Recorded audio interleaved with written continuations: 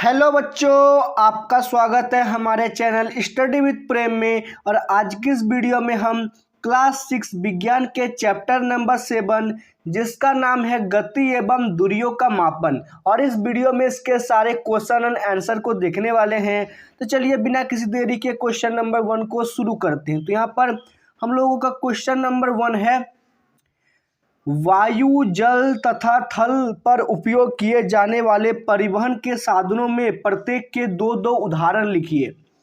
Question का कहने का अर्थ है वायु यानी कि हवा में, जल यानी कि जल में, और थल यानी कि धरती पर, ठीक है, चलने वाले परिवहनों के दो दो उदाहरण दीजिए। तो हम लोगों ने उदाहरण देंगे अब इसको।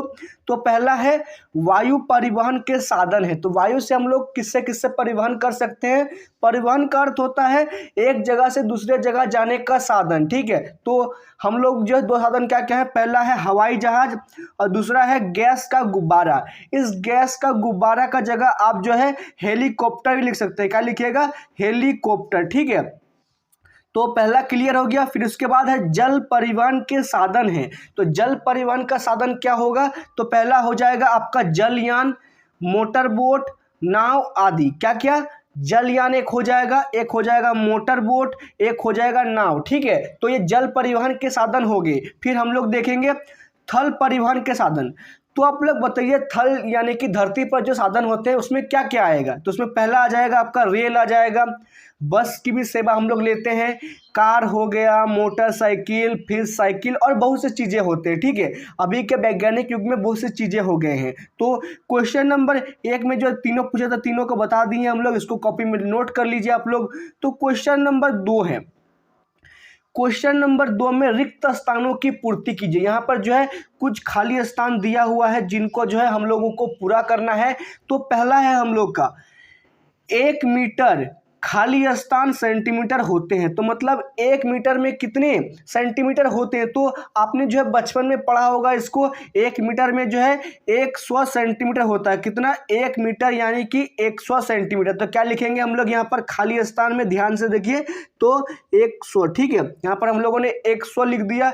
फिर ब नंबर देखिए, ठीक है। बी नंबर है 5 किलोमीटर डैश मीटर होते हैं, ठीक है। बोलता है 5 किलोमीटर में कितने मीटर होते हैं? तो इसको हम लोग कैसे ज्ञात करेंगे? देख लीजिए, 1 किलोमीटर होते हैं यानी कि 1 km बराबर होता है आपका 1000 मीटर। कितना? 1 किलोमीटर बराबर होता है आपका 1000 मीटर। तो 5 किलोमीटर हम लोग क्या करेंगे?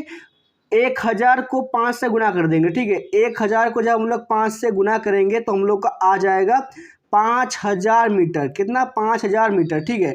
तो हम लोग यहाँ पर क्या लिखेंगे?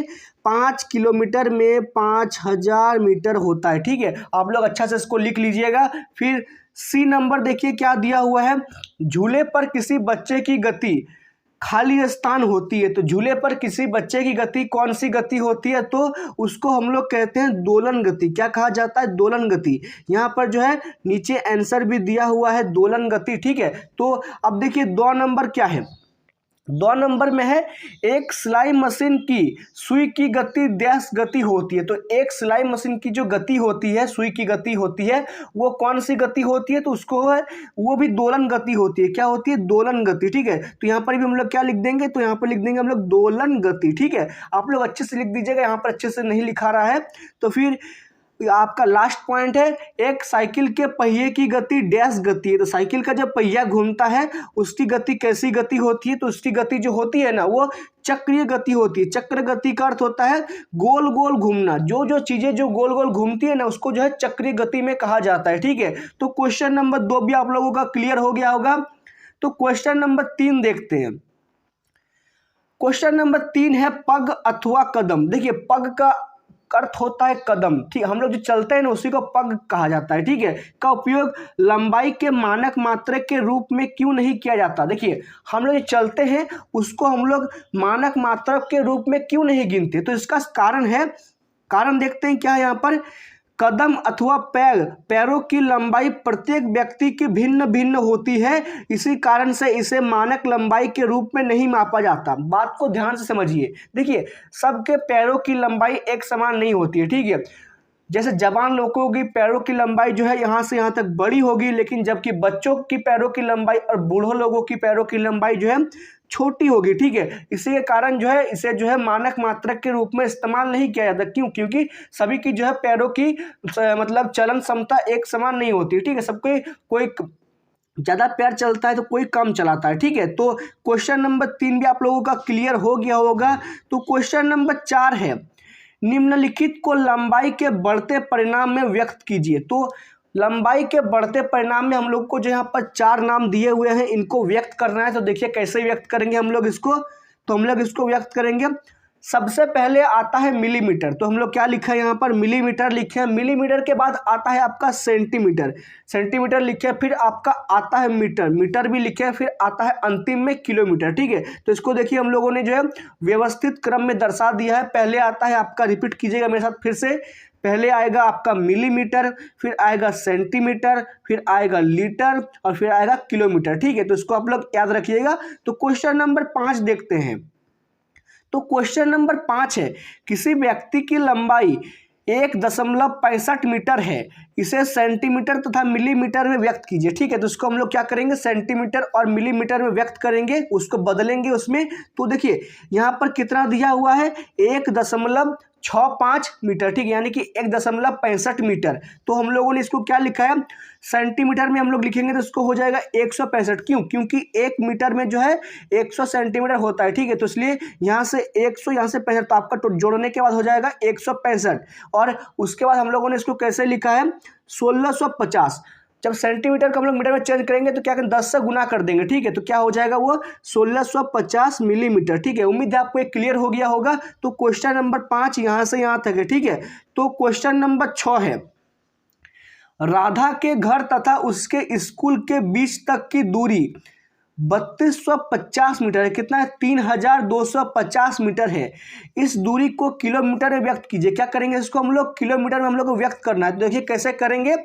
तो पहले उसका घर का दूरी कितना दिया हुआ है, 3250। ठीक है, तो इसमें जो आप लोग ध्यान से देखिए, यहाँ पर हम लोग अगर पॉइंट लगा देते हैं कितना होगा, 3 किलोमीटर 250 मीटर। ठीक है, कितना, 3250 मीटर को जब हम लोग किलोमीटर में चेंज करेंगे तो वो कितना हो जाएगा, 3.250। कितना, 3.250। ठीक है, देखिए अब इसको हम लोगों ने कैसे किया।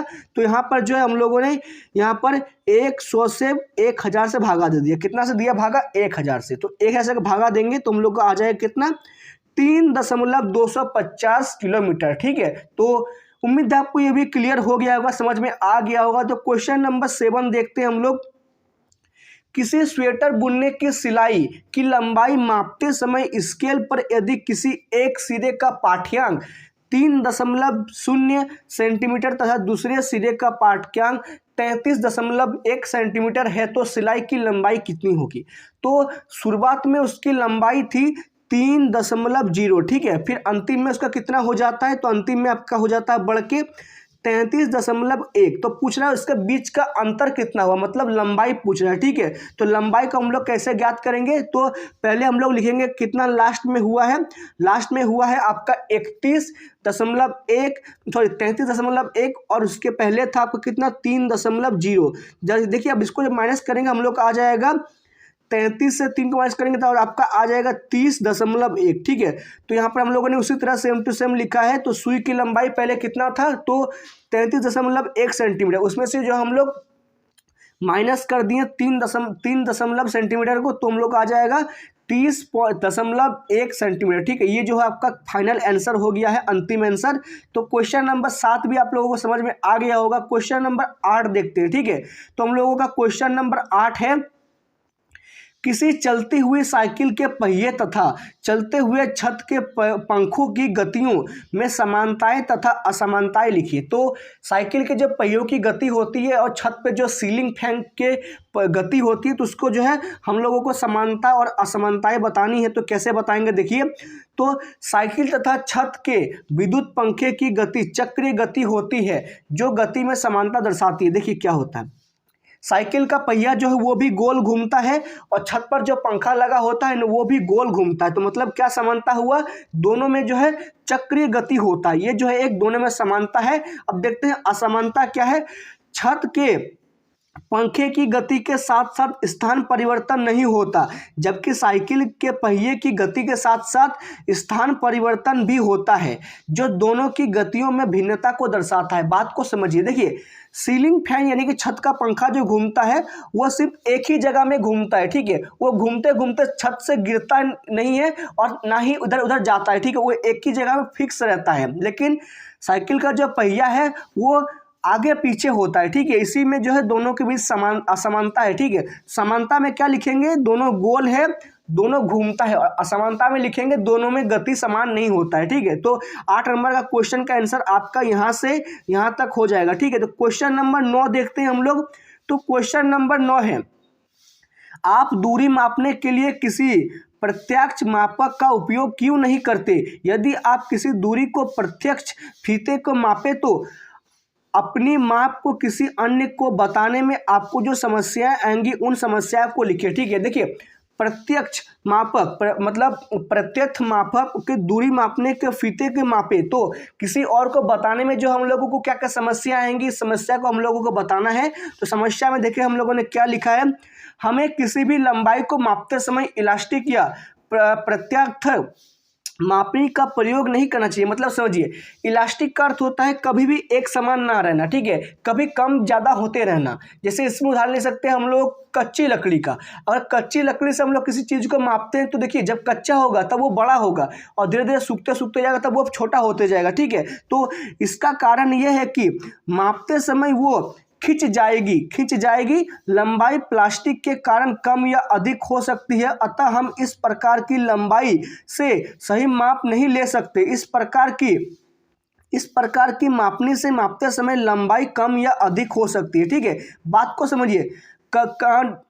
कोई भी देखिएगा जो मापता है ना वो लोग रबड़ से कभी नहीं मापता। रबड़ से मापने का कारण यह है क्योंकि रबड़ से मापेगा ना तो रबड़ को अगर खींचेंगे हम लोग तो वो बड़ा हो जाएगा, ठीक है, जिससे जो है प्रत्यक्ष माप नहीं निकलेगा, मतलब उसमें जो है कम बेसी होते रहेगा। यही कारण है जिससे हम लोग जो है किसी प्रत्यक्ष यानी कि इलास्टिक यानी रबड़ के चीज़ों से मापन नहीं करते हैं। क्या किस चीज़ से करते हैं, जो चीज़ परमानेंट रहता है, ठीक है। जैसे कि आपका हो जाएगा स्केल, जो प्लास्टिक का बनता है, जो कम बेसी नहीं होता है, ठीक है।